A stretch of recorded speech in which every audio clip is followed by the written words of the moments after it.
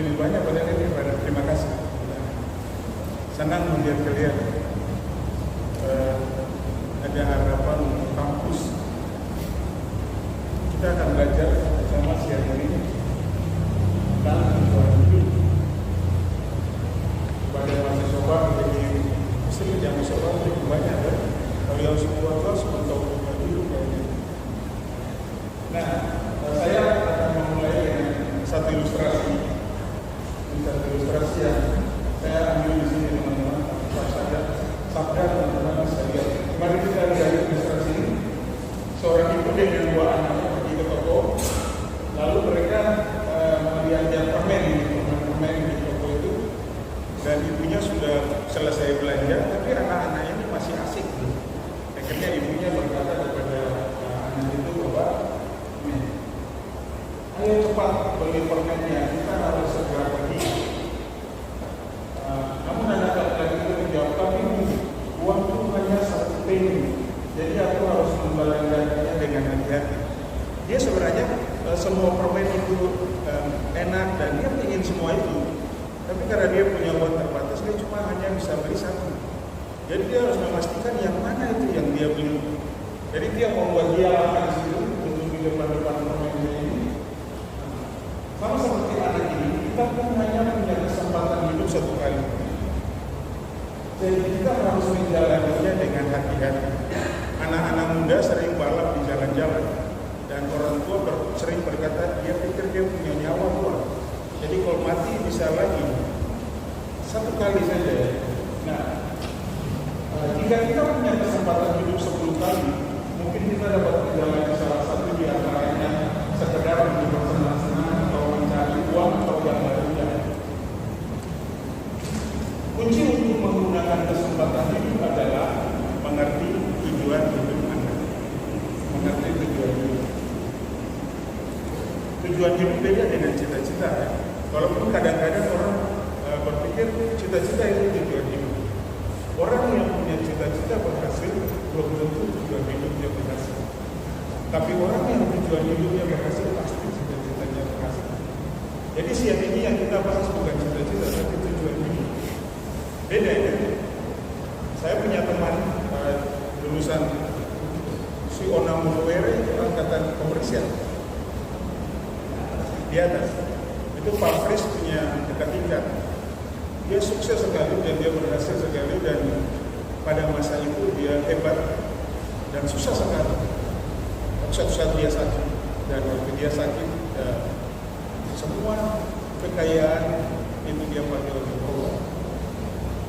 Waktu saya mengunjungi teman-teman di sana, dia ingin ketemu saya dan istri, dan dia berkata, saya salah memilih tujuan hidup. Cita-citanya berhasil, dia jadi kepala bidang, sukses, punya uang, punya ini. Salah. Dia bilang dia menaruh tangganya di tempat yang salah.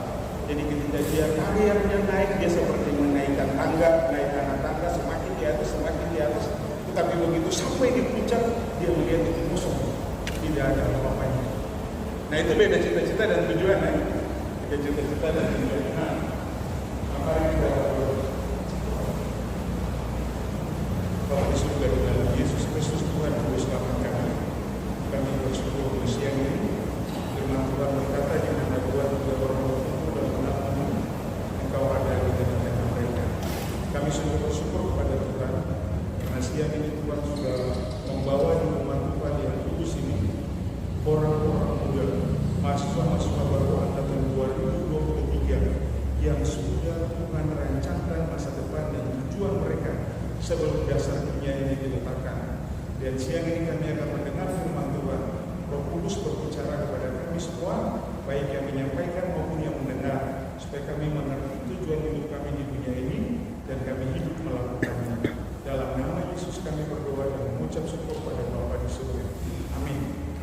Oke. Nah, saya akan jelaskan di sini. Tujuan hidup adalah kunci kehidupan. Tanpa tujuan hidup, hidup tidak berarti. Jika tujuan hidup Anda hanya diukur dengan status dan materi, Anda akan jatuh bangun untuk mempertahankannya. Hidup tanpa pengertian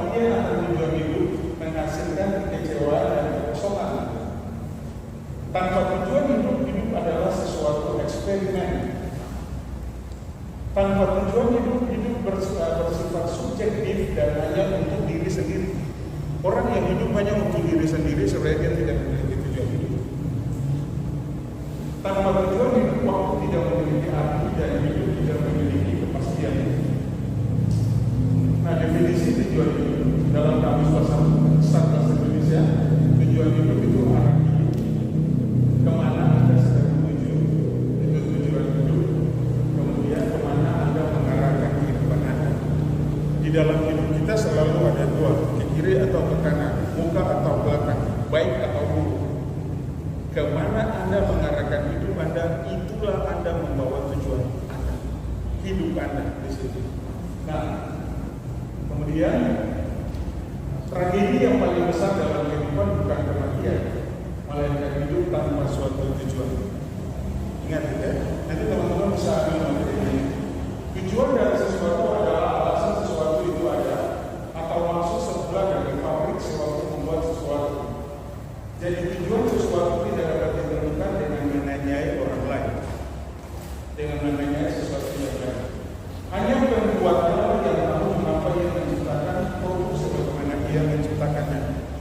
Kalau saya tanya apa tujuan HP ini, Anda pasti bisa menjawab berdasarkan fungsi dan manfaat yang Anda rasakan dari HP ini kan.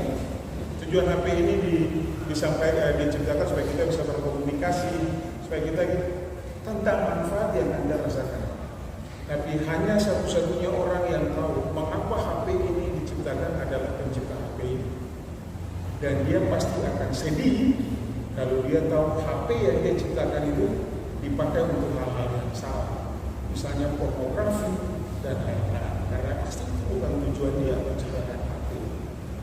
Jadi Anda mau tahu apa tujuan sesuatu, Anda harus pergi kepada penciptanya. Tujuan adalah niat asli dalam pikiran pencipta yang memotivasinya untuk menciptakan sesuatu.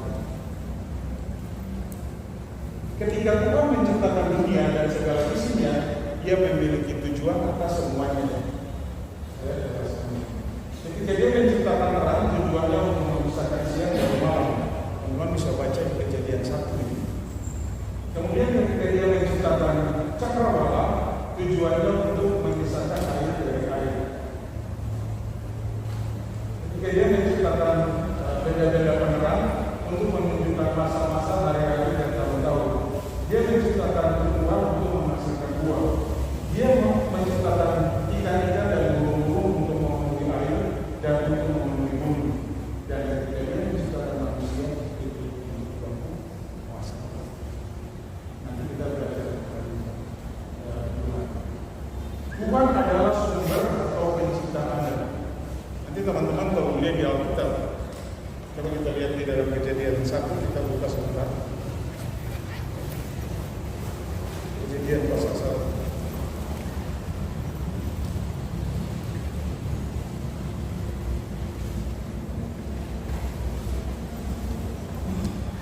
Kita tolong satu orang tolong baca ayat 11. Ayat 11.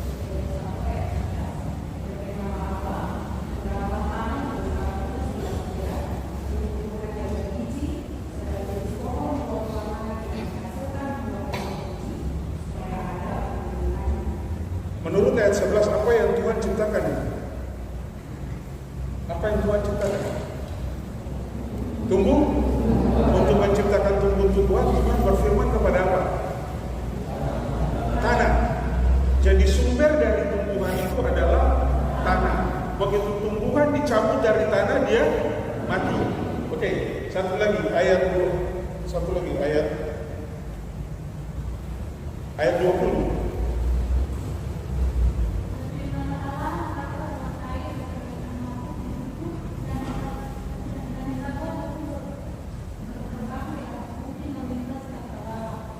Apa yang Tuhan ciptakan di situ?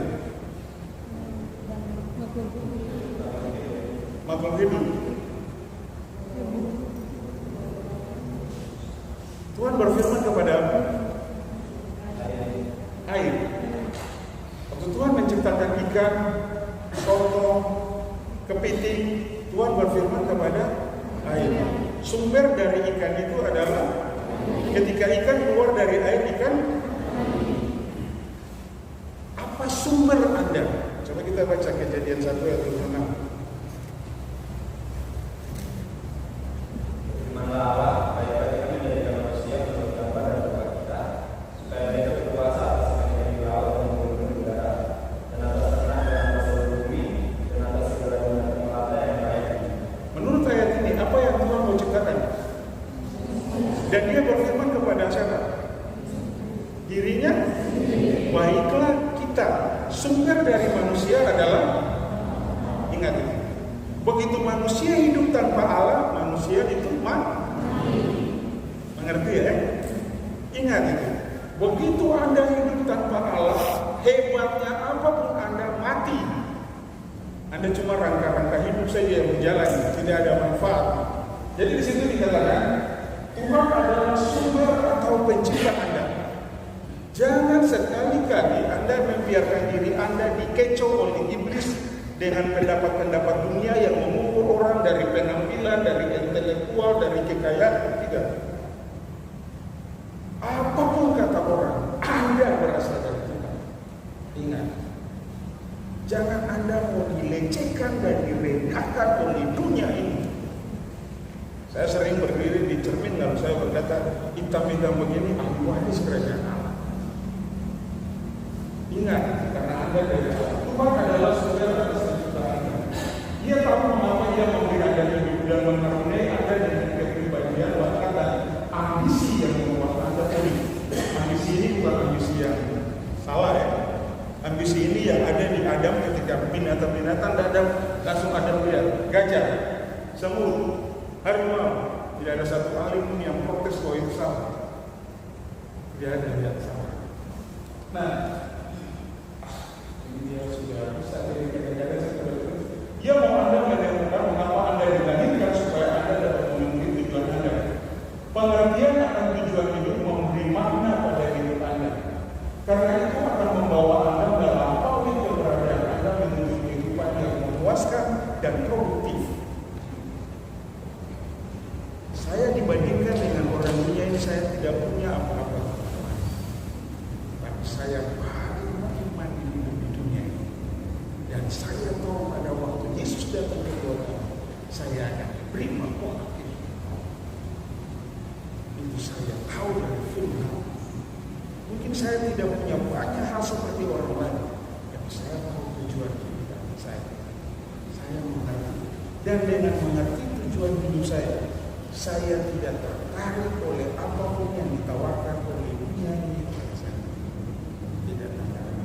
2019 saya ditelepon dari Jakarta, diminta untuk menjadi anggota Dewan Pusat RI, dan teman yang menelpon saya, dia tahu bahwa saya bisa menang karena saya tinggal di Budamati, adik-adik kampanye di KKT, Soblaki, adik-adik kampanye di Lobo, di Purwa, di Serang bagian Barat. Saya jadi sini pasti menang.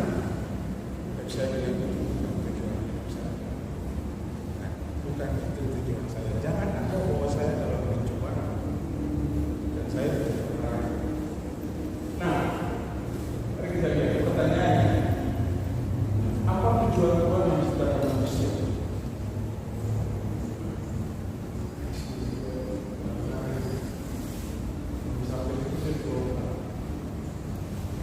Dan bagaimana, apa tujuan Tuhan menciptakan manusia, termasuk Anda dan saya, bagaimana kita menjalani? Mari kita baca firman Tuhan ini sama-sama. Tujuan Tuhan bagi manusia, bisa lihat di situ atau lihat di Alkitab. Kejadian 1 ayat 27-28. Berfirmanlah Allah, baiklah kita menjadikan manusia menurut gambar dan rupa kita, supaya mereka berkuasa atas ikan-ikan di laut, dan burung-burung di udara, dan atas ternak, dan atas seluruh bumi, dan atas segala binatang melata yang rayap di bumi. Ayat 27. Maka Allah menciptakan manusia itu menurut gambarnya, menurut gambar Allah menciptakannya dia laki-laki dan perempuan menciptakannya mereka. Ayat 28. Allah menciptakan mereka, lalu Allah berfirman kepada mereka, beranak cucu dan bertambah banyak, dan menggabungi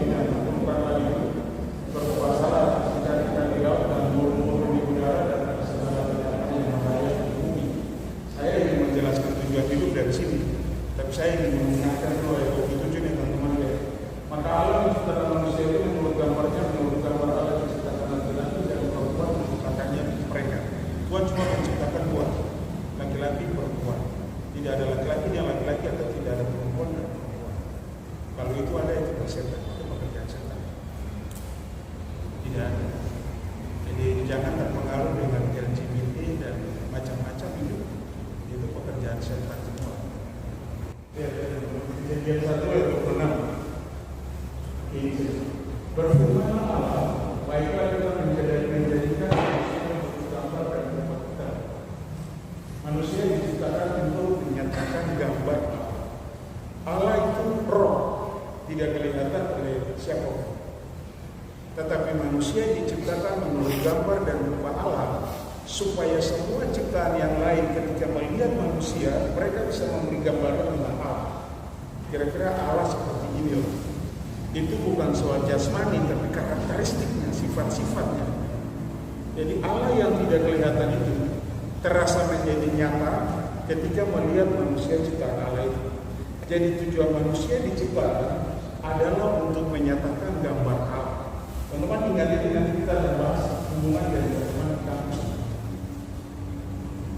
Kemudian yang kedua adalah ayat 27. Maka Allah menciptakan manusia itu menurut gambarnya, menurut gambar Allah yang diciptakannya dia. Tujuan yang kedua, manusia diciptakan untuk bersekutu dengan Allah, supaya manusia memiliki hubungan pribadi dengan Allah. Nah ini kalau penjelasan ini bisa berapa SKS nanti. Tapi kita mau bicara tujuan, jadi saya cepat saja. Makanya waktu manusia jatuh dalam dosa, Tuhan datang di Taman Eden dan Tuhan berkata, di manakah engkau? Ada sesuatu yang putus, hubungan yang tadinya Tuhan dan manusia berinteraksi bebas di Taman Eden jadi terputus. Tidak terputus, tidak terhubung. Jadi tujuan Allah, manusia diciptakan untuk bersekutu dengan Tuhan. Tuhan tidak pernah memiliki rencana menciptakan agama. Tidak. Agama itu hanya hasil usaha manusia untuk mencari Tuhan. Tapi agama tidak pernah bisa membawa orang kepada Allah, hanya Yesus Kristus. Tapi kita perlu bersyukur bahwa kita lahir sebagai orang Kristen. Tapi menjadi orang Kristen tanpa Kristus tidak ada guna. Tidak ada guna. Karena agama Kristen tidak pernah menyelamatkan orang. Yesus Kristus, Dia gambar Allah yang sempurna. Kemudian yang ketiga, Kejadian 1 ayat 26b, supaya mereka berkuasa atas ikan-ikan di laut dan burung-burung di udara dan seterusnya. Manusia diciptakan untuk berkuasa, tetapi berkuasa atas ciptaan yang manusia tidak diciptakan untuk menginjak orang lain, menjatuhkan orang lain. Bukan itu. Itu sifat yang muncul karena dosa. Dosa membuat manusia ingin mengikut orang lain, mengalahkan orang lain, berkompetisi untuk sesuatu. Ya itu karena Tuhan sudah menciptakan manusia untuk berkuasa, jadi sekalipun di dalam dosa ya dia tetap akan berkuasa. Berkuasa dalam dosa. Nah kemudian yang berikut, Kejadian 1. Allah memberkati mereka, lalu Allah berfirman kepada mereka, beranak cuculah dan bertambah banyak. Tujuan pertama manusia diciptakan untuk berbuah. Kata beranak cucu ini tidak secara harafiah, secara jasmani. Nanti teman-teman lihat pasangan suami istri yang menikah belum punya anak, itu maksudnya dalam Alkitab versi King James bahasa Inggris, kata beranak cucu dan bertambah banyak itu disebut berbuah dan berlipat ganda. Be fruitful and multiply. Diciptakan untuk berbuah. Ya teman-teman ingat ya, ini ciptaan Tuhan, tujuan Tuhan. Beranak cucu dan bertambah banyak pada bumi dan taklukkan lainnya. Manusia diciptakan untuk memproduksi diri atau berlipat ganda. Ini sekali lagi tidak semata-mata secara jasmani, tapi ini berbicara tentang manusia yang diciptakan segambar dan serupa dengan Allah, kemudian menghasilkan manusia yang segambar dan serupa dengan Allah lainnya. Perhatikan ini tujuan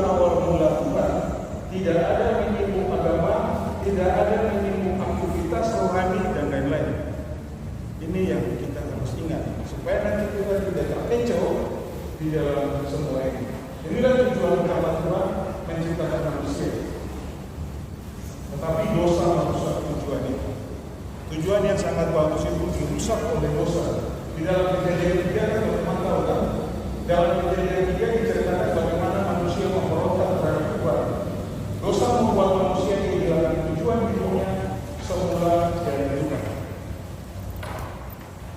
Gambar dan rupa Allah menjadi rusak dan digantikan dengan kemunafikan dan jahil. Gambar Allah itu jadi rusak, tetapi manusia berusaha jadi baik dengan berbuat baik dan hidup dalam kemunafikan dan kepalsuan supaya dinilai baik, seolah-olah itu gambar Tuhan, padahal pura-pura itu akibat dosa. Persekutuan pribadi dengan Allah terputus dan digantikan dengan agama. Makanya banyak orang beribadah tapi tidak pernah punya waktu baca Alkitab di rumah. Setuju? Di rumah Anda ada berapa Alkitab? Lebih dari satu. Tapi waktu Anda waktu sana sini. Ditanya agama Kristen, tapi tidak pernah punya hubungan dengan Tuhan. Itu agama. Kekuasaan berpindah dari manusia kepada iblis dan dunia ini. Makanya waktu Yesus dicobai oleh iblis, iblis berkata kepada Yesus, kalau engkau menyembah aku, semua ini akan diberikan. Apakah Yesus protes iblis? Tidak, Yesus tahu itu manusia sudah serahkan kekuasaan itu ke iblis. Jadi waktu iblis bilang, semua ini milikmu. Kalau engkau menyembah aku berikan. Yesus tidak protes. Makanya jangan terlalu ikut dunia, karena di balik dunia itu iblis. Ingat ini. Kemudian hidup yang berbuat diganti dengan kegiatan keagamaan yang tidak mengubah karakter. Kita pikir kita berbuat karena kita aktif, Senin ibadah, Selasa ibadah, Rabu ibadah, Kamis ibadah, Jumat ibadah, Sabtu ibadah, Minggu pindah gereja. Itu diganti semua dirubah. Pelipat gandalan menjadi sesuatu yang sukar dan manusia hanya lebih senang berpindah dari gereja satu ke gereja lain. Orang-orang tidak membawa Injil kepada orang yang bukan beragama Kristen, tapi dia kasih pindah orang Kristen satu dari gereja satu ke gereja satu. Semua di sini sudah punya gereja, anggota gereja ya. Kita gereja di sini bukan berarti teman-teman semua harus jadi Protestan. Kita beribadah di sini. Kakak-kakak itu ada yang Katolik, ada yang Pentekosta, macam-macam. Tapi kalian akan bingung, kalian tidak tahu mereka mana Katolik, mana Protestan, mana tidak tahu. Karena yang kalian akan lihat mereka cuma satu. Orang yang suruh Anda pindah gereja, tinggalkan dia, sesat. Tidak ada. Anda ditolong bertumbuh, mengerti tujuan hidup, mengenal Tuhan dan melakukan apa yang Tuhan kehendaki. Bukan pindah-pindah gereja dan loncat. Nah itu dosa merusak semua. Jadi tujuan tadi itu semua rusak. Semua rusak. Tujuan Allah itu jadi rusak. Tetapi karena Tuhan sudah berfirman manusia begitu, maka manusia tetap bisa melakukan itu. Hanya buah-buahnya buah dosa, bukan buah yang baik. Ini masih pendalaman. Kejadian 3. Lalu mereka menghemat daun pohon ara dan membuat cawan. Dan mereka dulu belum berdosa, mereka tidak tahu mereka telanjang kan? Mereka tahu telanjang tapi mereka malu. Dan mereka tidak malu. Jadi pikiran mereka tidak ketelanjang itu dan mereka tidak mengerti apa itu telanjang. Yang mereka tahu manusia itu hidup begini. Tapi begitu mereka berdosa, mereka langsung tahu mereka telanjang. Lalu mereka menyengat daun pohon ara, manusia menutupi dirinya. Oke. Manusia bertindak dan berusaha untuk memperoleh kembali tujuan hidup mereka, namun sia-sia. Apa yang dilakukan Adam dan Hawa itu juga dilakukan oleh manusia saat ini. Adam dan Hawa memakai daun pohon ara dan membuat cawan untuk menutupi ketelanjangan dan dosa mereka. Manusia saat ini memakai penampilan, jabatan, kepandaian, kekayaan, prestasi agama dan lainnya untuk menutup diri mereka, seolah-olah mereka itu memiliki tujuan.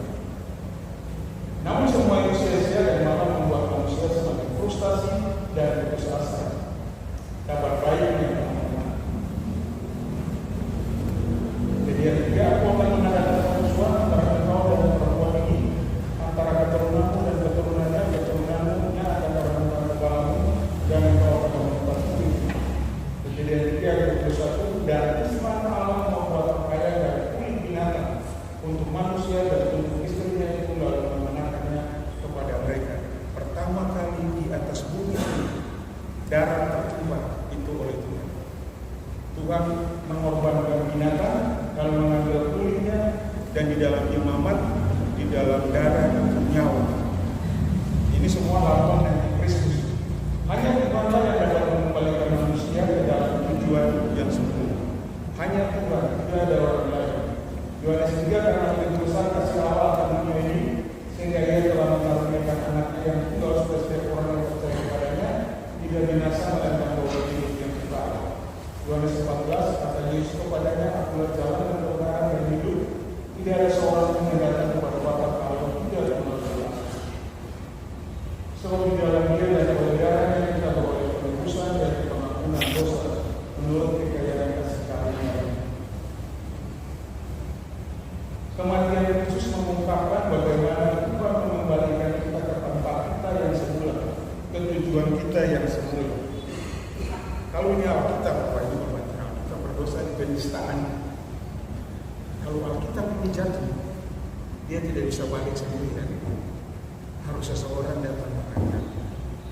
Ketika manusia termasuk Anda dan saya jatuh, kita tidak pernah bisa membawa kita kembali ke tempat semula.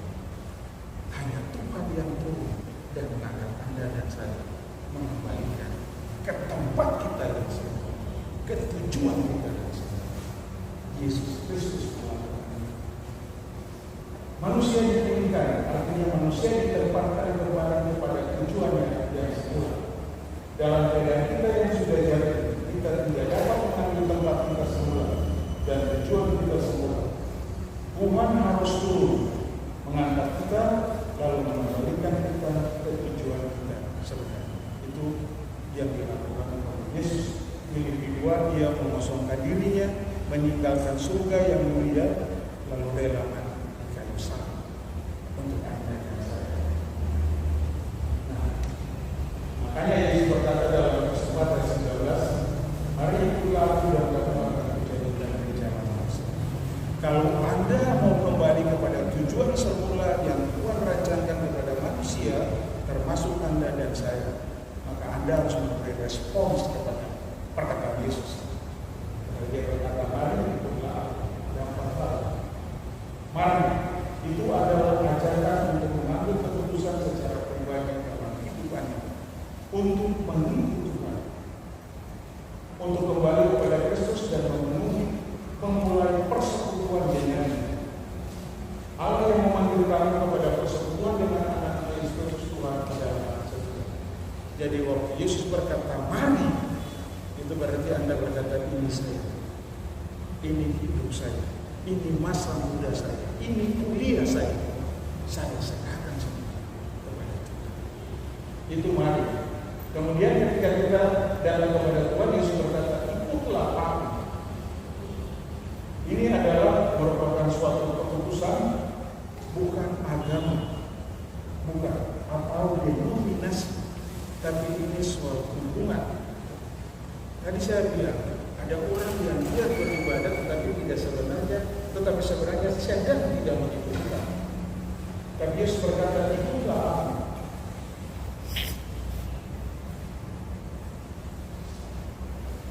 Ketika Yesus berkata, ikutlah aku, Dia memanggil kita untuk bersatu dengannya, mengikuti program yang Dia siapkan, yang Dia lakukan.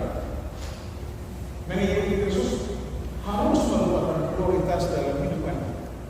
Merupakan prioritas. Saya sering bilang ke kakak-kakak, kalau PA itu penetapan Anda mengikut Kristus, maka Anda harus PA sungguh-sungguh, bukan rekreasi. Kalau saya sibuk PA, kalau sibuk banyak kegiatan saya PA, itu rekreasi. Bukan. Ikutlah. Kemudian kamu akan menjadikan. Ini adalah suatu proses yang memerlukan waktu dan dikenal dengan istilah pemulihan. Akan menjadikan menunjukkan bahwa mengikuti Yesus tidak sekedar berjalan, tetapi suatu proses di mana Yesus akan mengubah Anda dan saya menjadi serupa dan segambar dengan Allah. Mau kembali kan ke tujuan utama tadi itu pemulihan. Jadi kalau Anda itu pemulihan, Anda tidak diubahkan, ada yang salah dalam hidup Anda. Efesus 2, karena kita yang buatan Allah diciptakan dalam Kristus Yesus untuk melakukan pekerjaan baik yang dipersiapkan Allah sebelumnya. Dia mau supaya kita hidup di dalamnya.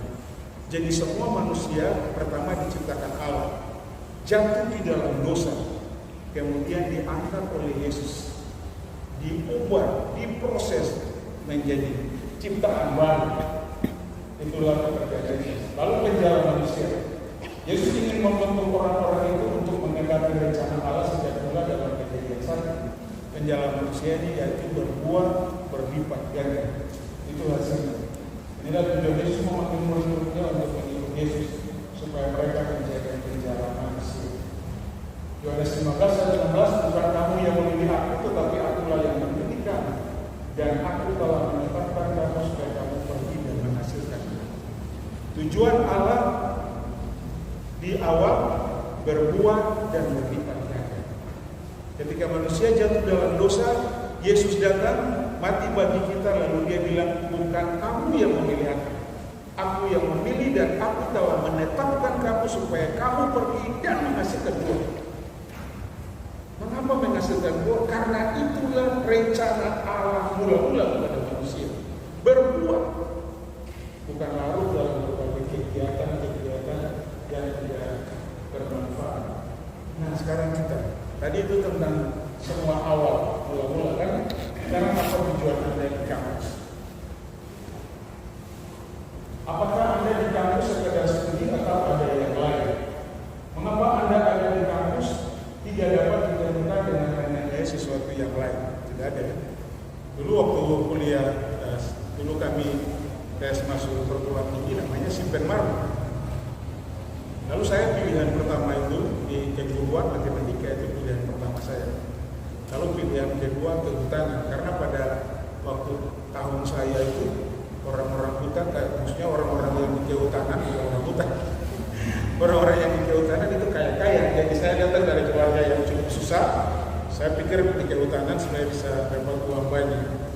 Teman-teman tahu waktu hasil tes keluar, saya diterima di perikanan. Saya tidak pergi cek. Teman-teman sudah mendaftar. Sampai akhirnya hari terakhir teman baik saya dia datang, dia bilang, ini nomor tes kamu, tapi kenapa ada di perikanan? Itu satu pertanyaan yang, tetapi sekarang saya sudah mengerti. Kalau dulu saya tidak di perikanan, Anda tidak lihat saya lagi di sini. Itulah cara Tuhan, tujuan Tuhan. Nah, mari kita lihat. Hanya Tuhan yang tahu mengapa Ia menciptakan Anda dan menaruh Anda di kampus, betul? Setuju tidak? Itu dulu. Kemudian Tuhan mau Anda menentukan mengapa Anda lahir dan ada di kampus, supaya Anda dapat memenuhi maksud dan rencananya. Anda pilih jurusan mungkin karena kesenangan Anda, karena hobi Anda, atau karena sesuatu yang menjanjikan di fakultas itu, jurusan itu, atau orang tua. Tapi Tuhan merancang Anda lebih dari itu. Dia merancang Anda dan saya lebih. Kalau Anda ke kampus tanpa mengerti mengapa Tuhan menaruh Anda di situ, itu akan menghasilkan kekecewaan dan kekosongan. Orang yang mahasiswa yang tidak tahu di kampus tujuan itu, mahasiswa itu cocok, suka limpah buku lah kampus untuk sekarang rata-rata seperti ransel ya. Jadi saya kelihatan mana yang sungguh-sungguh belajar, mana yang tidak sungguh-sungguh. Kalau dulu sama kita suka limpah buku taruh sini, itu mahasiswa yang tidak tahu tujuan dia ada di kampus. Mahasiswa yang pemalas di kuliah aja, saya tahu tujuan dia ada di kampus. Tuhan akan minta pertanggungjawaban ke Anda semua nanti. Yang Anda pikir datang di kampus lalu santai-santai. Nah, mengerti mengapa Allah menaruh Anda di kampus sangat penting. Tanpa itu kuliah Anda akan seperti rekreasi. Kalau dosen marah-marah, stres. Kalau dosen baik, senyum. Di kampus kalau stres dan senyum saja. Anda harus punya tujuan yang jelas supaya Anda bisa menikmati dinamika kampus ini. Nah, Kejadian 2:15 ini tadi kita sudah baca. Tuhan Allah mengambil manusia itu dan menempatkannya dalam taman Eden untuk mengusahakan. Ketika Tuhan menciptakan semua, Tuhan menciptakan, Tuhan berfirman ini beranak cucu bertambah banyak, dan sebelum ini terjadi Tuhan menciptakan taman Eden, lalu Tuhan taruh manusia di situ, lalu Tuhan berfirman beranak cucu. Jadi rencana Allah dimulai oleh manusia di Taman Eden. Tuhan Allah mengambil manusia dan menempatkan dalam Taman Eden. Anda pikir Anda lulus kuliah karena Anda pintar? Ada banyak orang pintar yang lulus kan? Atau Anda pikir Anda lulus karena orang tua Anda kaya? Ada banyak orang lebih kaya dari Anda tidak lulus. Sadar atau tidak, Anda ada di kampus ini karena Tuhan memilih Anda jauh sebelum Anda tahu bahwa Anda dipilih oleh Tuhan. Makanya biar Anda kurang, biar Anda lebih, biar Anda apa, Tuhan sudah menentukan tahun 2023 Anda harus ada di Universitas Patimura. Jadi Anda ada di sini karena kehendak. Sama seperti manusia ditempatkan di Taman Eden, Anda ditempatkan Allah di kampus ini untuk melakukan rencana Allah, tujuan Allah pada waktu menciptakan manusia. Allah memberkati mereka, lalu Allah berfirman kepada cucu bertambah banyak yang bumi dan menemukan kayu. Jadi hal yang pertama, tujuan Anda di kampus belajar dari manusia tadi, mengusahakan dan memelihara Taman Eden. Selama Anda kuliah, Anda harus berusaha dan memelihara proses belajar mengajar di kampus ini di dalam takut akan Tuhan. Mengusahakan dalam kata Ibrani abad, yang berarti mengerjakan atau membuat. Namun itu juga berarti menyembah dan menanam. Jadi waktu Tuhan menaruh Anda di kampus, Anda harus mengusahakan, itu berarti Anda harus belajar dengan benar, seolah-olah studi itu adalah ibadah Anda. Seolah-olah kuliah itu adalah pelayanan Anda. Penyembahan kepada Tuhan bukan ditandai dengan musik-musik, itu baik. Tapi bagi seorang mahasiswa, penyembahan di hadapan Allah ialah Anda harus belajar dengan benar, supaya Anda bisa menyaksikan Kristus kepada orang-orang di kampus Anda. Itu maksudnya. Mengusahakan, mengerjakan atau membuat. Namun itu juga berarti mentaati. Nanti kita lanjutkan. Itu berarti Anda mengerjakan semua mata kuliah Anda sebagai suatu penyembahan kepada Tuhan dan ketaatan yang sungguh kepada Tuhan. Hal pertama yang Anda harus lakukan adalah takut akan Tuhan. Kalau Anda tidak takut akan Tuhan, Anda tidak pernah bisa belajar mengusahakan dengan baik. Amsal 1 ayat 7, permulaan hikmat ialah takut akan Tuhan. Ada kakak-kakak yang lulus semester 1 karena baru masuk, tidak tahu strategi kuliah, IP-nya jatuh. Ini masa semester 1 ini teman-teman akan mengalami banyak penyesuaian. Kalau di SMA Anda tidak masuk sekolah, wali kelas cari. Kalau di kampus Anda tidak datang kuliah, dosen tidak cari. Kalau di SMA Anda tidak kumpul tugas, dimarah oleh guru mata pelajaran. Di mahasiswa Anda tidak kumpul tugas, dosen tidak sibuk. Terakhir tidak lulus. Ingat itu yang baru-baru ini. Nah, karena itu Anda harus belajar takut akan Tuhan. Dengan takut akan Tuhan, ketika Anda takut akan Tuhan, Tuhan akan mengaruniakan Roh Kudus kepada Anda untuk memimpin Anda di dalam perkuliahan Anda, sehingga tidak ada mata kuliah yang tidak bisa Anda selesaikan. Tidak ada. Di dalam Daniel, Nebukadnezar bilang, roh yang besar di dalam mereka. Roh yang di dalam Daniel, roh itu ada di dalam kita kalau kita terima Kristus kan. Ingat. Nah, hal pertama Anda harus lakukan takut akan Tuhan. Yang kedua, hal yang kedua adalah melakukan sesuatu seperti untuk Tuhan dan bukan untuk manusia. Waktu dosen kasih tugas, Anda harus melakukan tugas itu seolah-olah untuk Tuhan, bukan untuk manusia. Nanti begitu dosen marah-marah kayak saya, bersemut-bersemut saya bikin tugas. Melakukan seperti untuk Tuhan artinya kalau Anda tidak mengerti, Anda tanya kepada dosen atau Anda tanya kepada teman yang mengerti, bukan Anda copy paste. Itu memalukan Tuhan. Lakukan seperti untuk Tuhan. Saya sudah matematika, hobi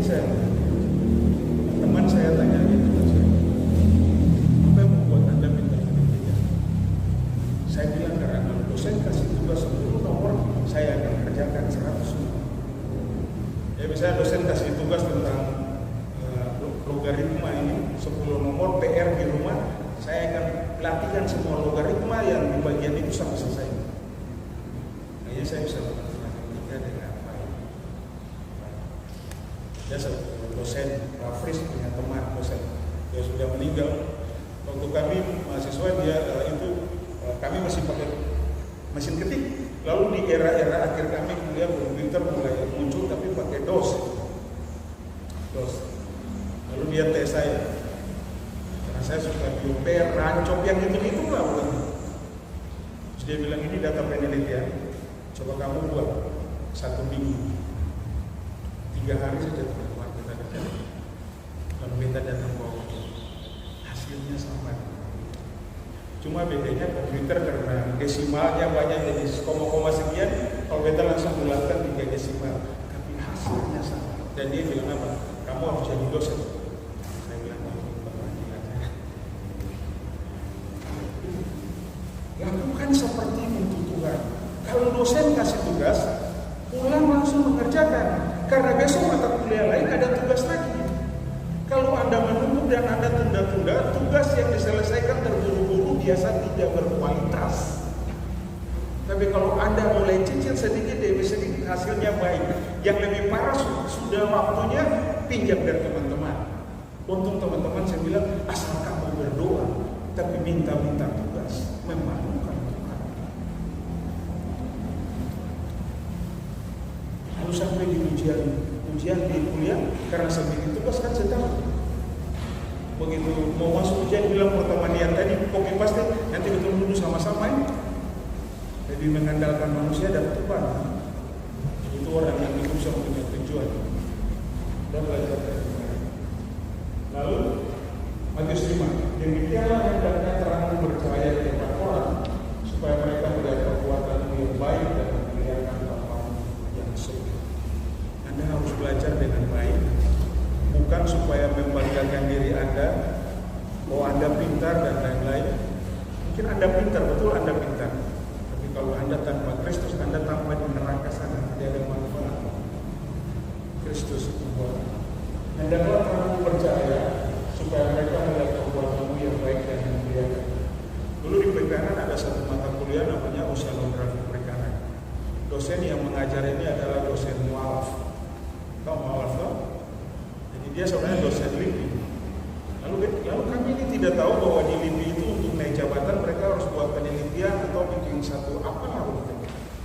Mungkin karena dia sudah tidak mampu berpikir lagi, lalu dia kasih tugas data-data LIPI yang sudah tidak bisa dipecahkan, dia kasih tugas ke kita. Perikanan semester 6 waktu itu, angkatan 90. Lalu dia suruh bikin tugas.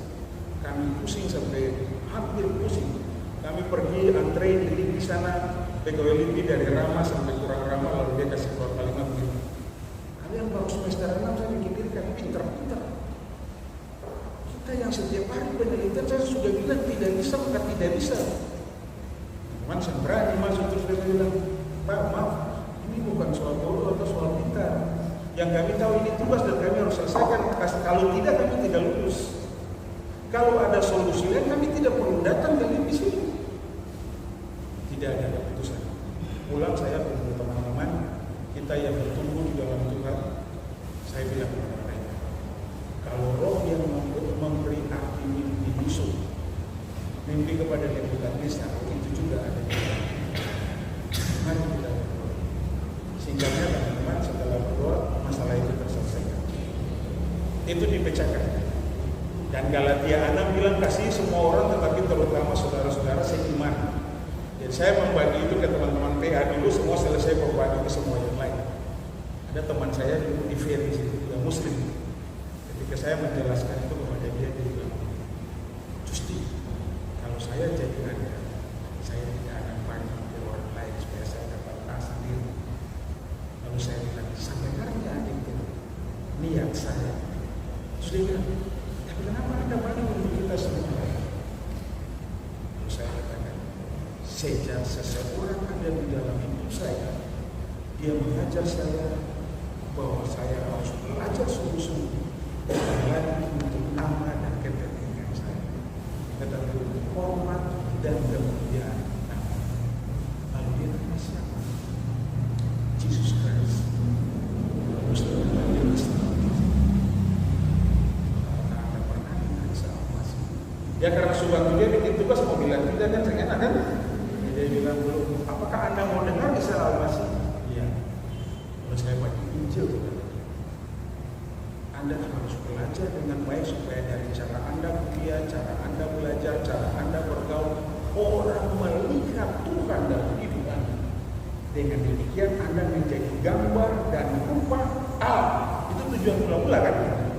Tuhan tidak panggil Anda dan saya jadi orang Kristen yang sibuk dengan kegiatan keagamaan, tapi orang tidak melihat Kristus dalam hidup kita. Ini tujuan, mengusahakan dan memelihara. Jadi mulai dari hari pertama Anda pergi ke kampus nanti, Anda harus pergi ke kampus seperti Anda pergi ke gereja. Kita datang ke gereja sebelum lonceng 3 kan sudah ada kan? Anda harus ada di tempat kuliah sebelum dosen ada. Anda harus ada di tempat kuliah sebelum mahasiswa ada. Dan Anda harus pastikan Anda tidak akan pernah meninggalkan ruang kuliah dan jam kuliah untuk sesuatu yang tidak bermanfaat. Karena Tuhan menaruh Anda di kampus untuk belajar dengan benar, menjadi orang yang rajin di setiap mata kuliah Anda. Dengan teman-teman Anda bisa melihat Kristus dalam hidup Anda. Lalu yang kedua, berbuah dan beribadah. Ya. Yohanes 15. Mengapa kita harus berbuah? Itu rencana Allah kejadian tadi kan. Tapi dalam Yohanes 15, bukan aku yang memilih aku, tetapi aku yang memilih. Dan aku telah menetapkan kamu supaya kamu pergi dan menghasilkan buah dan buah tetap. Waktu Tuhan menaruh Anda di kampus, Tuhan mau Anda berbuah di kampus. Bagi teman-teman yang Protestan, teman-teman pasti di usia ini terlibat di angkatan muda. Tapi Tuhan mau Anda berbuah di kampus. Kalau Anda tidak jadi pengurus angkatan muda, teman-teman yang lain bisa jadi pengurus angkatan muda. Tapi kalau Anda tidak hadir di kampus, teman-teman angkutan muda Anda tidak bisa datang kuliah ganti Anda. Betul kan? Jadi karena Tuhan taruh Anda di sini, maka Anda harus memastikan hidup Anda berbuah di kampus. Saya dengan kakak-kakak pulang RKN, mereka mengatakan moto mereka, kampus is my Eden. Kampus adalah Eden. Itu bukan soal tempat, bukan soal geografis, tapi mereka rindu kampus itu seperti Eden. Adam dan Hawa berdoa dengan Tuhan tanpa liturgi itu, tanpa musik-musik, tanpa penyembahan, tidak. Jadi bagaimana kampus menjadi Eden? Mahasiswa bisa pergi ke kampus, tapi bisa tetap berdoa dengan Tuhan, memuji Tuhan di dalam hatinya sambil kuliah.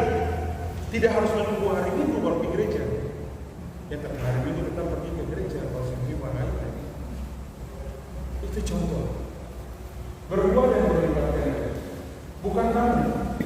Aku telah menetapkan kamu supaya kamu pergi dan menghasilkan buah. Ketetapan Tuhan itu pasti. Sama seperti Allah bilang beranak cucu, berbuah dan berlipat ganda, Yesus bilang ketetapan Yesus adalah Anda berbuah. Tidak ada satu orang pun di antara kita yang tidak berbuah.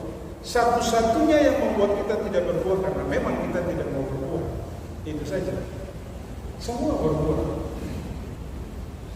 Lalu Yohanes 15, dalam hal ini Bapa pun dipermuliakan. Jadi jika kami berbuah banyak dan dengan demikian kami adalah murid-murid. Kita dikenal murid Tuhan bukan karena KTP Kristen. Ini KTP Kristen, lalu banyak korupsi banyak. Kita dikenal anak Tuhan karena buah-buah roh yang kita miliki. Kasih, sukacita, damai, sejahtera, kesabaran, kemurahan, penguasaan diri. Itulah karakteristik Tuhan. Buah yang di sini ini adalah orang-orang yang kita bawa kepada Tuhan selama kita belajar di kampus, kuliah di kampus, kita bertemu di kampus. Buah yang di sini karakter Kristus. Nah, lalu yang terakhir supaya Anda berbuah, tinggallah di dalam aku dan aku di dalam kamu. Sama seperti nanti tidak dapat berbuah dari dirinya sendiri kalau dia tidak tinggal pada kamu. Demikian juga kamu tidak berbuah jika berbuah tinggal di dalam Tuhan bukan menjadi aktivis Kristen. Tinggal di dalam Tuhan, Anda harus menyediakan waktu setiap hari untuk membaca firman Tuhan dan berdoa. Selama saya kuliah sampai saya sudah berumur 55 tahun, teman-teman, siang ini moto hidup saya selalu apa? No Bible, no breakfast. Saya tidak akan sarapan kalau saya dulu baca. Tinggal di dalam Tuhan. Saya bukan masuk teologi, saya belum menurut SPK-nya. Kalau tinggal di dalam hati, di luar kamu tidak bisa berbuat apa. Kamu tidak akan bisa berbuat kalau kamu tidak tinggal di dalam hati.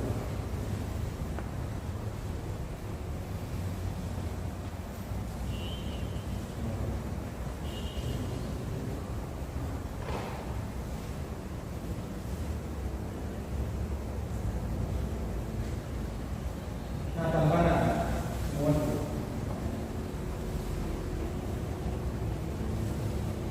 mempertahankan tujuan-tujuan kita di kampus di dalam muda, mendapat banyak tantangan karena sama seperti Eden, taman Tuhan yang pertama, iblis juga selalu ada di kampus. Di dalam Kejadian 3 mirip itu. Salah satu taktik utama musuh adalah membuat kita meragukan siapa kita. Dan ini keraguan dilakukan oleh iblis sampai kita menjadi bingung siapa kita dan apa yang kita lakukan benar atau salah. Waktu iblis menggoda Hawa, di mana tak ada, kemungkinan ada di situ. Cuma sewaktu Hawa berbicara dengan iblis, ada tidak di situ. Jangan dengan kompromi seperti ada dengan Hawa dan membawa kita kepada dosa. Salah satu ciri kita kehilangan hadirat Tuhan waktu kuliah adalah menyalahkan orang lain, melemparkan tanggung jawab kepada orang lain, mengeluh dan bersumur, mengkritik orang lain dan akhirnya menyalahkan Tuhan. Entah itu mahasiswa, dosen, orang tua. Kalau tabiat ini muncul, itu tabiat dosa kita. Dan itu tantangan. Charles Louis 17, ahli waris kerajaan Prancis, papa dan mamanya dibunuh oleh pemberontak. Lalu ketika Raja Louis XVI sudah meninggal, si pemberontak membawa calon raja ini ke camp mereka. Dan sudah tahu namanya pemberontak dari segala hal ada di situ kan. Jadi pemberontak ini berkata kepada Louis, kamu sekarang bebas. Itu ada minuman keras, itu ada wanita, silakan menikmati. Tidak ada yang melarang Anda seperti di istana. Dan dia pergi tinggalkan calon raja ini. 1 bulan, 2 bulan dia pergi mengembara, dia pulang, dia kaget. Orang-orang memberitahu kepada dia bahwa Louis tidak minum. Louis tidak berhubungan dengan wanita dan seterusnya. Terus dia panggil Louis, langsung dia katakan, Louis, kamu takut siapa di sini? Terus dia panggil wanita, kata, pergi dengan wanita ini. Louis tidak mau. Dan Louis, dan dia berkata, apa yang membuat engkau tidak mau? Ini jawab, saya ahli waris putra kerajaan Prancis. Dan saya tidak boleh melakukan karena perbuatan saya harus menunjukkan identitas saya. Perbuatan saya harus menentukan identitas saya. Kalau Anda tahu tujuan hidup Anda di dunia ini, Anda tidak akan menggadaikan masa muda Anda untuk sesuatu yang dari dunia ini, sekalipun itu kelihatan menarik dan membodoh. Karena Anda tahu waktu Yesus datang kedua kali, jabatan Anda lebih tinggi dari Raja Louis 17. Anda adalah putra putri kerajaan Allah. Jadi jangan menggadaikan hidup Anda karena sesuatu yang tidak benar. Anak-anak muda yang jatuh dalam dosa itu anak-anak muda yang tidak mengerti tujuan Tuhan. Makanya dia jatuh. Nah, itu tantangannya yang pertama. Yang kedua, kalau Tuhan Allah memberi kita ini kepada manusia, semua pohon dalam taman ini boleh kau makan buahnya dengan bebas. Tetapi pohon pengetahuan tentang yang baik dan yang jahat itu janganlah kau makan buahnya. Sebab pada hari yang kau memakannya pastilah kau mati. Oh, ini kalau di PA eksposisi dalam ini teman-teman. Ini ada 100 pohon dan Tuhan bilang 99 boleh kau makan, cuma satu ini saja. Dan teman-teman bisa mengatakan, ada yang bodoh amat. Kenapa 99 pohon saya makan, tapi ini satu? Tapi yang satu itu biasa berbahaya. Ada satu cerita, seorang buruh negro buruh di perkebunan kapas di Amerika. Satu waktu dia mendapat cerita seperti ini dan dia menertawakan. Dia bilang, Adam dan Hawa ini bodoh sekali. Kenapa mereka tidak menikmati 99 buah yang menarik itu, tapi tertarik dengan satu ini? Nah, dia tuannya ini anak Tuhan. Jadi tuannya senyum-senyum langsung Tuhan berkata kepada dia, namanya Philip, besok kamu tidak akan bekerja. Saya akan menyediakan kamu tidur di ruang tamu. Di situ ada kulkas, ada AC, ada semua yang dia bisa lihat. Lalu dia membawa Philip ke dalam kamar itu dan dia bilang, Philip, semua isi kamar ini kau bisa nikmati. Hanya kotak ini tidak boleh kau buka. Dan Philip dengan santai, gampang bos, gampang Tuhan, saya tidak akan buka. Kalau dia menikmati kamar itu, AC, makan, bebas. Dia mati selalu dia kotak itu. Ada apa di dalam kotak itu sebenarnya? Hari pertama lewat, hari kedua itu dari jauh. Ini hari kedua mulai ditanya, apa sebenarnya di dalam kotak ini? Apa sebenarnya? Singkat cerita dia buka itu. Di dalam kotak itu ada kalimat, ketika kamu membuka kotak ini, kamu harus kembali menjadi budak di laut itu. Itu sama seperti kita. Kita sudah tahu pornografi itu salah. Kenapa dilarang? Lalu mulai klik sana, klik sini, akhirnya jatuh dalam dosa. Saya pernah bikin materi tentang pentingnya pelayanan gereja dan ada istri di samping. Lalu saya search di Google, ada mau cari gambar-gambar tentang orang gereja. Tiba-tiba istri saya kaget, kenapa ada wanita telanjang di sini? Lalu kita bilang, internet kalau tanpa pornografi tidak menarik untuk generasi muda. Kita fokus saja. Saya kan mau cari gambar di gereja, nggak usah sibuk dengan gambar itu, karena aku mesti klik di sini. Kadang-kadang kita seperti itu. Ada banyak yang baik di kampus ini, tapi satu saja nanti bisa menghancurkan kita. Yang wanita lihat pria, lalu siang malam pikir pria, ambil kuliah bukan. Yang pria sebaliknya, ada belajar baik-baik, tapi teman-teman bilang masih kayak lagi bencong.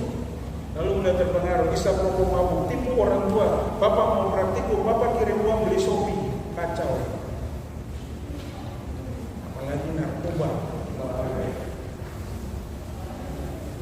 Nah, disitu dibilang pastilah engkau mati. Waktu mereka makan buah itu, Tuhan bilang kalau engkau makan mati. Tapi setelah mereka makan, mereka tidak mati kan? Tapi mati di situ artinya terpisah dari Tuhan. Terpisah dari Tuhan. Mereka masih hidup tapi sudah di luar Taman Eden. Terpisah dari Tuhan. Anda dapat ke kampus sambil mengikuti Tuhan dan menjadi muridnya.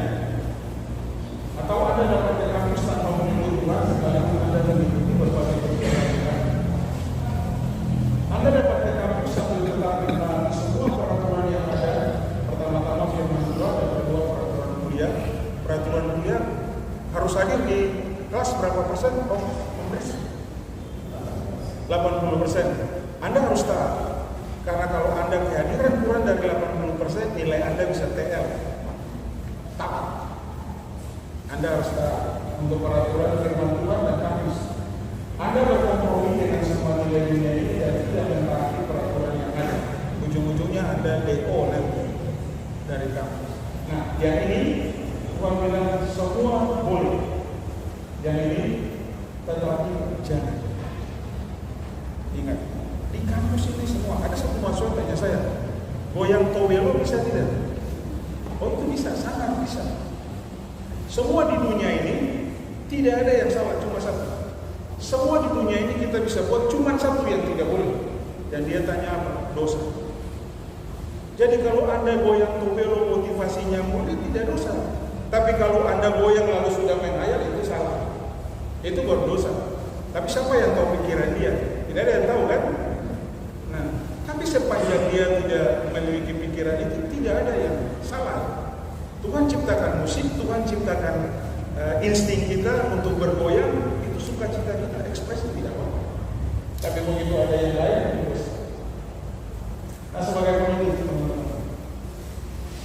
Jadi bisa tuh karena bagiku hidup adalah Kristus dan mati adalah gantungan. Ini Paulus bilang, hidup adalah Kristus, mati adalah gantungan.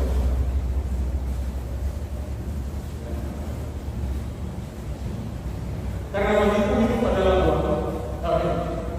Jadi ini Paulus bilang kan, bagiku hidup adalah Kristus dan mati adalah gantungan. Teman-teman bisa bilang, karena bagiku hidup adalah titik-titik dan mati adalah titik-titik. Kalau teman-teman berkata karena bagiku hidup adalah uang dan mati adalah meninggalkan semuanya. Kalau Anda berkata karena bagiku hidup adalah kekuasaan dan jabatan, maka Anda mati kehilangan semuanya. Kalau bagiku hidup adalah ketenaran dan popularitas dan mati adalah dilupakan orang. Kalau karena bagiku hidup adalah kesenangan, mati adalah kesengsaraan. Bagi saya hidup adalah Kristus dan mati adalah gantungan. Dalam Filipi 1 ayat 22, tetapi jika aku harus hidup di dunia ini, itu berarti bagiku bekerja memberi buah. Jadi mana yang harus dipilih aku tidak tahu. Paulus berkata jika aku harus hidup itu berarti bekerja dan memberi buah. Dia mengerti tujuan Allah. Jika aku harus hidup di dunia ini, itu berarti bagiku bekerja. Silakan teman-teman isi. Bagiku bekerja mencari uang, mengejar ambisi, jabatan, mengenal materi, keinginan-keinginan pribadi dan lainnya. Ini adalah doa saya tahun 2006 ketika saya ulang tahun. Pakailah setiap hembusan nafas saya, detak jantung saya, dan setiap tetesan darah saya. Tuhan pakai untuk membawa semua orang di Maluku Utara dan Papua serta Papua Barat berdiri dalam kerajaan. Karena bagiku hidup adalah suku-suku di Maluku Utara Papua berdiri dalam kerajaan. Apa tujuan kita? Yesus mau. Ini satu rencana. Terlalu sedikit bagimu hanya untuk menjadi hamba, untuk menegakkan suku-suku Yahuda, untuk mengembalikan orang Israel masih terpelihara. Tapi aku akan membuatmu menjadi terang bagi bangsa-bangsa, supaya keselamatan daripada sampai ke ujung bumi. Anak cucu bertambah banyak dan di bumi dan takutkan itu. Anda mungkin datang kuliah dengan hanya cita-cita jadi sarjana A, sarjana B, sarjana C. Tapi Tuhan memiliki tujuan yang lebih besar dari semua itu. Dia akan menjadikan Anda terang bagi bangsa-bangsa, supaya semua manusia kembali ke Eden, kembali memiliki hubungan pribadi dengan Tuhan.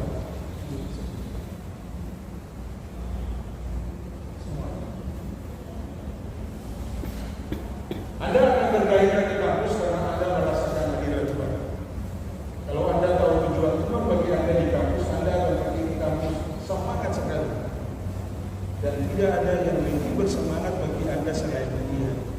Sama seperti Anda beribadah. Kuliah itu menjadi sesuatu yang ditunggu-tunggu jamnya, walaupun dosennya hangar. Walaupun dosennya marah-marah tidak jelas, tapi karena kita melakukan untuk Tuhan tetap hadir.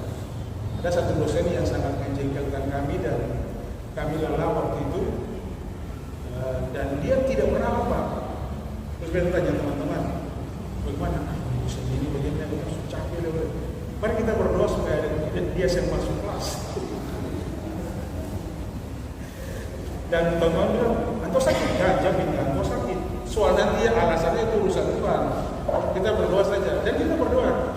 Saya bilang ke teman-teman, kita katakan yang dalam hati kita, teman-teman bilang begini, Tuhan kami capek ambil dosen ini lagi, terus capek bermarah. Bagaimana kalau hari ini tidak kuliah dan dosennya tidak datang? Dan bukan berarti mulai besok Anda kuliah, Anda berdoa supaya dosen tidak datang. Kacau itu. Tuhan tahu. Tapi yang saya mau maksudkan, kalau Anda menyadari Tuhan menyertai Anda di kampus, Anda akan ke kampus itu dengan sukacita. Seperti Anda pergi ke gereja. Datang ke kampus itu senang, senyum dengan orang, padahal tugas ada susah ini. Saya satu orang bilang, saya pikir saya tugas. Pikir juga, tapi kalau pikirnya belum tentu selesaikan, lebih ketawa. Daripada pikir-pikir tekanan darahnya jatuh bahaya. Saya sukacita gitu. Kehadiran Tuhan yang membuat tanah Eden, kampus menjadi tempat paling nyaman yang pernah ada di dunia ini. Jadi kalau Anda mengerti Tuhan taruh Anda di kampus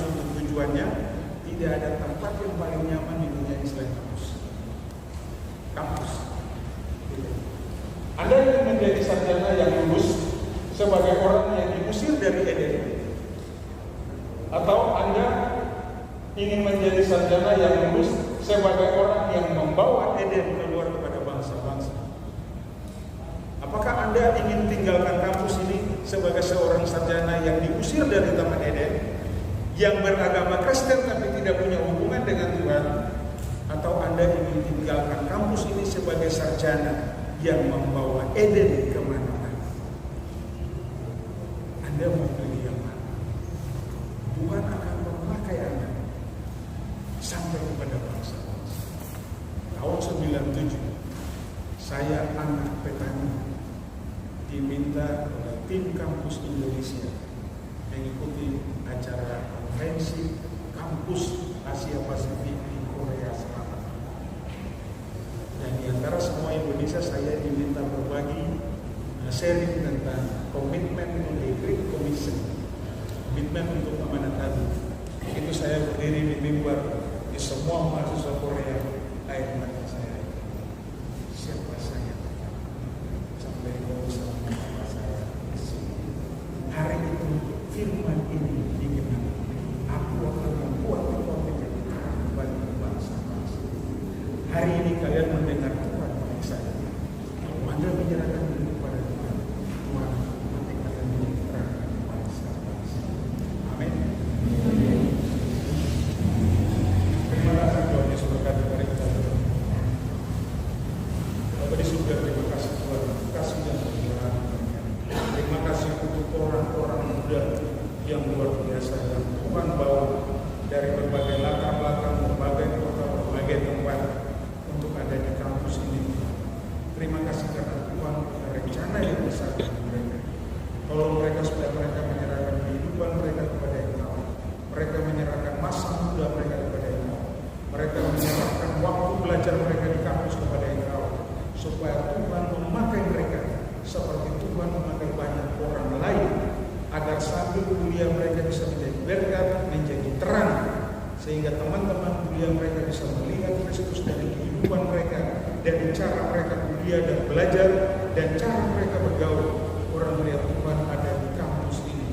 Terima kasih kami menyerahkan mereka semua dalam orientasi kampus ini dan persiapan untuk mulai kuliah nanti di bulan ini. Tuhan karuniakan hikmat dan pengetahuan kepada mereka, supaya tidak ada satu mata kuliah pun yang mereka tidak mengerti, karena Tuhan menyertai mereka. Beri kepada mereka tujuan hidup yang jelas dan meteraikan juga dalam hidup mereka, supaya mereka tidak menggadaikan masa muda mereka, studi mereka untuk sesuatu yang dari dunia yang sedang menuju kebinasaan ini. Memberkati orang tua mereka, memberkati kakak-kakak yang sudah mengantar mereka datang ibadah, supaya setelah ini bisa menolong adik-adik ini bertumbuh dalam Tuhan, sampai mereka merasakan dan mengalami tujuan dan rencana Allah dalam hidup mereka. Terima kasih Bapa, di dalam Yesus Kristus Tuhan yang sudah memati